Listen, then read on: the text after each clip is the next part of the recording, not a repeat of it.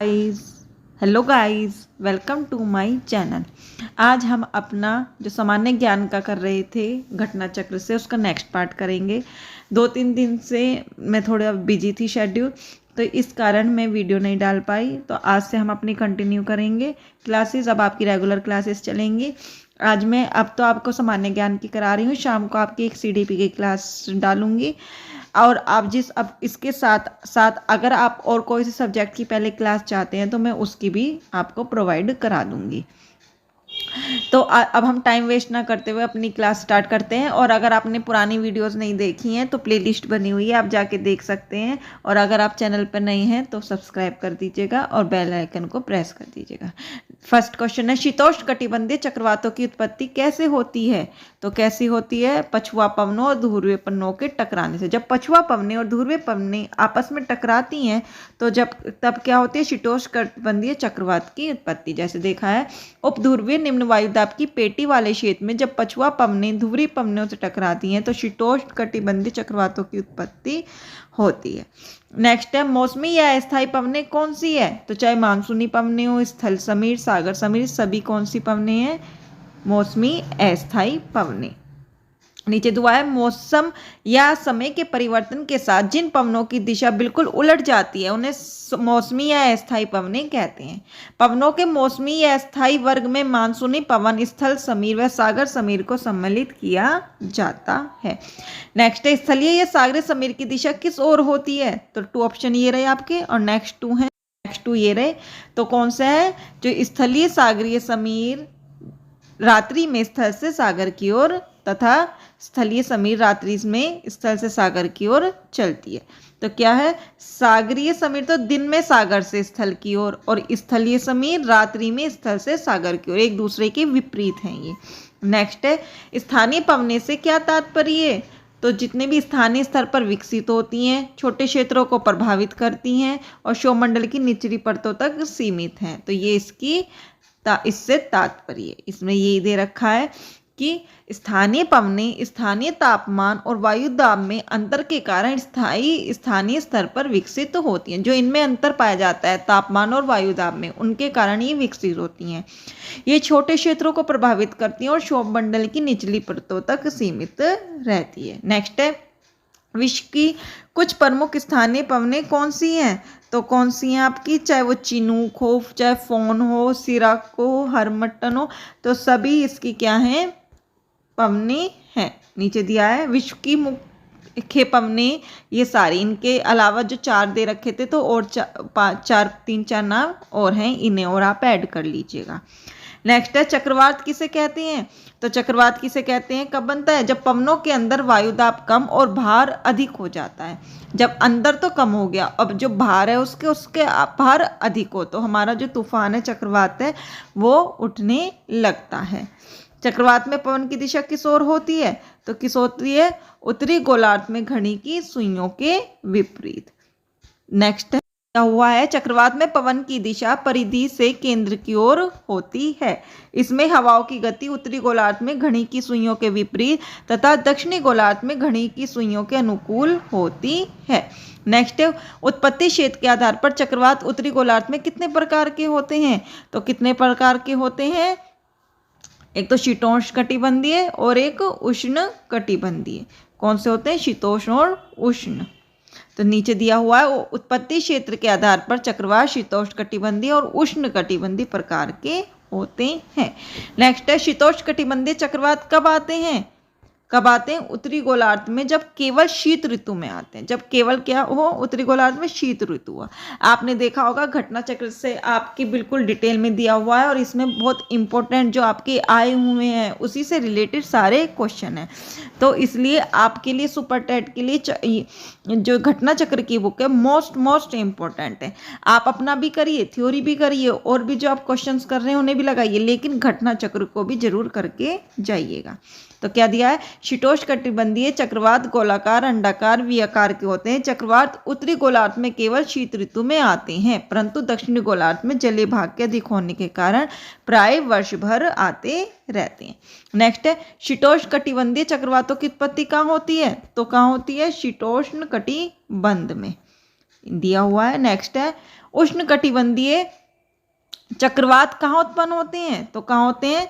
कर्क रेखा और मकर रेखा के मध्य, जो हमारी इसमें उसमें कर्क रेखा होती है उसके क्या होते हैं? मध्य में हमारा उत्पन्न होता है। नेक्स्ट है निम्न में से कौन सुमेलित है? तो क्या है आपका सही इनमें से? चीन सागर में कौन सा है? टाइफून, यही आपका सही है और सब गलत है। दे रखा है उष्णकटिबंधीय चक्रवातों को चीन सागर में टाइफून, मैक्सिको की खाड़ी में टारेंडो। अब देखो इसमें दे रखा है ना, ऊपर गलत दे रखा है, तो मैक्सिको की खाड़ी में टार्नेडो, पश्चिमी द्वीप में हरिकेन, ऊपर सब अलग है, विली विली दिया था, नीचे हरिकेन, और बंगाल की खाड़ी में चक्रवात, और ऑस्ट्रेलिया में विली विली। ये गलत दे रखा था, क्या है? ऑस्ट्रेलिया में विली विली और मैक्सिको की खाड़ी में टार्नेडो। ये दिया हुआ नहीं है, तो ये आप नोट कर लीजिएगा या एक स्क्रीनशॉट ले लीजिएगा, इंपॉर्टेंट है ये। नेक्स्ट है उष्णकटिबंधीय चक्रवातों की उत्पत्ति किन क्षेत्रों में होती है? तो कहाँ पर होती है? जब महासागरों के सतह का तापमान 27 डिग्री सेल्सियस से अधिक हो, वहाँ पर इनकी उत्पत्ति होती है।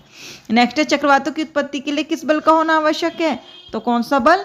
कोरियालिस बल इसके लिए जरूरी है। नेक्स्ट है प्रति चक्रवात में वायुदाब की क्या स्थिति है? तो क्या है? केंद्र में अधिकतम। केंद्र में क्या होना चाहिए? प्रति चक्रवात के केंद्र में वायुदाब अधिकतम होता है और केंद्र से बाहर की ओर ये घटता जाता है, तो हवाई केंद्र से परिधि की ओर इसलिए चलती है। नेक्स्ट है प्रति चक्रवात किस प्रकार के मौसम का संकेत करता है? तो साफ मौसमी दशाएं, जब हमारा बिल्कुल साफ मौसम होता है उसको ये प्रदर्शित करता है। नेक्स्ट चक्रवातों के नामकरण की शुरुआत कब हुई? तो ये सन भी पूछ सकता है, तो 1953 में। नीचे दिया हुआ है चक्रवातों के नामकरण की शुरुआत अटलांटिक क्षेत्र में वर्ष 1953 में एक संधि के माध्यम से हुई थी, जो मियामी स्थित नेशनल हरिकेन सेंटर की पहल पर शुरू हुई थी। इसकी देखरेख जिनेवा स्थित विश्व मौसम संगठन करता है। तो ये क्वेश्चन भी पूछ सकता है, कौन करता है? जिनेवा स्थित विश्व मौसम संगठन। नेक्स्ट है हिंद महासागर में चक्रवातों के नामकरण की शुरुआत कब हुई? तो 2004 में। नीचे दिया हुआ है हिंद महासागर में ये 2004 में शुरू हुई, जब भारत की पहल पर 8 तटीय देश, ये दिए हुए हैं आपके 8 नाम लर्न कर लेना, इन 8 देशों की ओर से अपनी अपनी पसंद के अनुरूप नाम सुझाए गए। तो हमारा इसमें इंडिया भी है, तो इम्पोर्टेंट हो गया, तो ये आप लर्न कर लीजिएगा। नेक्स्ट है पृथ्वी को नीला ग्रह क्यों कहा जाता है? क्योंकि आपको पता है 71% जल है, तो इसलिए इसको जल की उपलब्धता के कारण नीला ग्रह कहते हैं। नेक्स्ट है पृथ्वी के उत्तरी गोलार्ध में जल एवं स्थल का विस्तार कितना है? तो कितना है? 40% जल और 60% स्थल। कहाँ पे? पृथ्वी के उत्तरी गोलार्ध में पूछा है यहाँ, ठीक है ना, पृथ्वी के ओनली उत्तरी वाले उसमें भाग में। नेक्स्ट है पृथ्वी के कितने भाग पर जल एवं स्थल है? तो अभी बताया था 70.8 पर जल और 29.2 पर स्थल। वहाँ केवल आपका उत्तर में पूछा था, ये कंप्लीट अर्थ पे पूछा है। तो 1/4 भाग या 1/4 भी पूछ सकते हैं, 1/4 भाग स्थल है और 3/4 भाग जल है। नेक्स्ट पृथ्वी के दक्षिणी गोलार्ध में जल एवं स्थल का विस्तार कितना है? तो कितना है? अब यहाँ पे पूछा है दक्षिणी में, वहाँ पे पूछा था उत्तरी में। तो 81% पर जल और 19% पर स्थल। तो आपका इस टाइप से पूछ सकते हैं, क्योंकि बच्चों को अधिकतर ये तो पता है कितने पे पृथ्वी पर हमारा कितना जल है, कितना स्थल, तो केवल आपका उत्तर दक्षिण इस टाइप से भी आपका पूछा जा सकता है। लहरें किस प्रक्रिया के फलस्वरूप बनती हैं? जब पवनों द्वारा जल को ढकेले जाने पर, जब उनके द्वारा जल को ढकेलते हैं तो लहरें उत्पन्न होती हैं। आपने देखा होगा समुद्र में लहरें होती हैं, तो उसकी क्रिया इसी कारण बनती है। नेक्स्ट है आपका कि दूसरे टाइप के शुरू हो गई हैं। वहाँ तक जो एक उसमें दे रखा था इस बुक में, एक पूरा जिसमें आपके सामान्य ज्ञान के दे रखे थे, वो कंप्लीट हो गए हैं। अब उसमें आगे आपको एक 1 लाइनर क्वेश्चन दे रखे हैं। अगर आप कहोगे कि मैम पहले हमें 1 लाइनर करा दिए, तो मैं 1 लाइनर करा दूंगी, और फिर आगे नहीं तो आपके MCQ दिए हुए हैं नेक्स्ट ऐसे टॉपिक पर। तो मैं पहले MCQ ही कि पहले मैं MCQ कंप्लीट करा देती हूँ आपको, फिर मैं आपको एक 1 लाइनर क्वेश्चन करा दूंगी सारे कंप्लीट। तो आप मुझे बता दीजिएगा जिस टाइप से आप क्लासेस को चाहते हैं। अगर आप पहले 1 लाइनर चाहते हैं तो 1 लाइनर कंप्लीट करा दूंगी। तो क्वेश्चन क्या है? ज्वार भाटा किसे कहते हैं? तो ज्वार जो क्या होता है? जब जल का उठना क्या कहलाता है? ज्वार भाटा। दिया हुआ है समुद्र के जल के ऊपर उठने को ज्वार तथा नीचे गिरने को भाटा कहते हैं।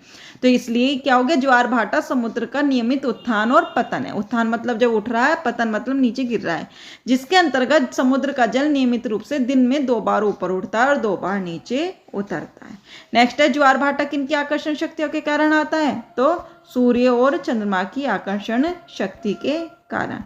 तो क्या दिया है, सूर्य तथा चंद्रमा की आकर्षण शक्तियों के कारण सागरी जल के ऊपर उठकर आगे बढ़ने को ज्वार तथा नीचे गिरने को भाटा कहते हैं। अभी हमने ऊपर भी पढ़ा। नेक्स्ट है, अब यहाँ पे समुद्र के जो ज्वार भाटा वगैरह वहां से स्टार्ट हो गए हैं आपके, और जो अभी हमने जितने भी एमसीक्यू थे अब उसके वन लाइनर के रूप में दिया हुआ है। अगर आप कहोगे मैम उन्हीं टॉपिक के अकॉर्डिंग वन लाइनर भी करा दीजिए, तो मैं पहले वन लाइनर करा दूंगी। नेक्स्ट है, आप लेकिन आपको कमेंट करके मुझे बताना पड़ेगा। नेक्स्ट है, दीर्घ ज्वार या बृहद ज्वार किसे कहते हैं? तो पृथ्वी, सूर्य और चंद्रमा के एक सीधे में आने पर।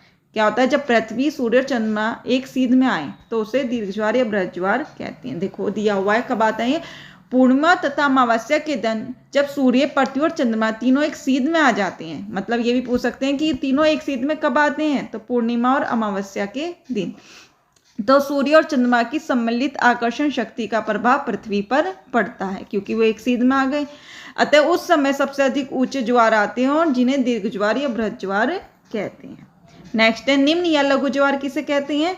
तो सूर्य चंद्रमा का आकर्षण बल विपरीत होने पर उसे क्या कहेंगे? लघु ज्वार। नीचे दिया है जैसे शुक्ल तथा कृष्ण पक्ष की सप्तमी, ये भी पूछा जा सकता है कब आता है ये?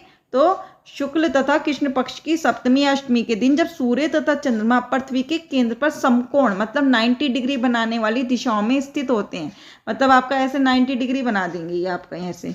तो सूर्य और चंद्रमा के आकर्षण बल एक दूसरे के विपरीत कार्य करते हैं। तो ये दोनों एक दूसरे के विपरीत कार्य करते हैं, जिनके कारण निम्न या लघु ज्वार आता है।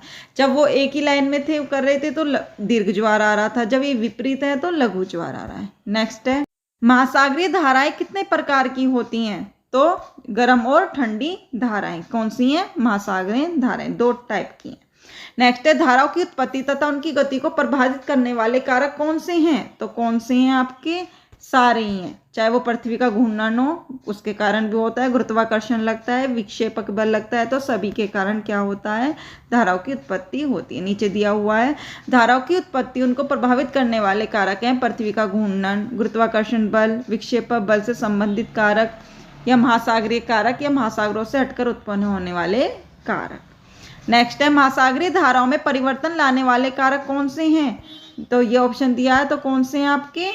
सभी हैं। चाहे तट की दिशाकार हो, मौसम में परिवर्तन हो, या महासागरीय तल की स्थलाकृति हो, वो आपके सब कारण हैं। नेक्स्ट है, गल्फ स्ट्रीम धारा कहाँ उत्पन्न होती है? तो मैक्सिको की खाड़ी में क्या होती है? वहां पर उत्पन्न होती है। नीचे दिया हुआ है, गल्फ स्ट्रीम अटलांटिक महासागर की एक प्रमुख गर्म जल धारा है। ये कौन सी जल धारा है? ये भी पूछा जा सकता है। तो ठंडी है, गर्म है, तो गर्म है। यह उत्तरी अमेरिका महाद्वीप के मैक्सिको खाड़ी से उत्पन्न होकर उत्तर की ओर प्रवाहित होती है। नेक्स्ट है, यूरोप के बंदरगाह वर्ष भर किस कारण से खुले रहते हैं?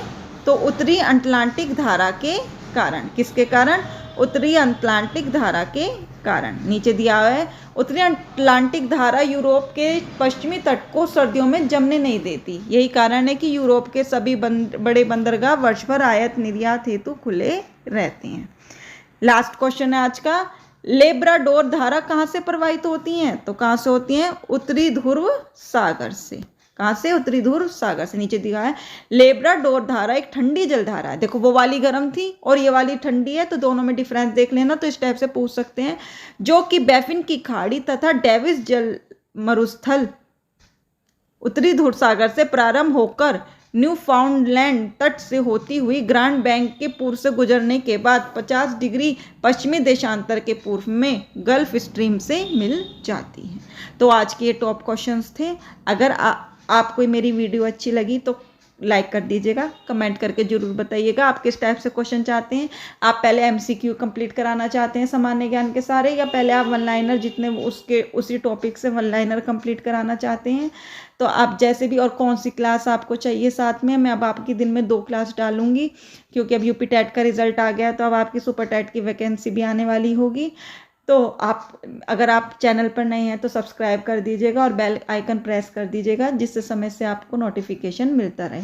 और अगर आपको मेरी क्लास अच्छी लगी है तो अपने दोस्तों के साथ शेयर कीजिए, जिससे हमें भी मोटिवेशन मिले कि स्टूडेंट्स पसंद कर रहे हैं। तो आज के लिए इतना ही। Thank you.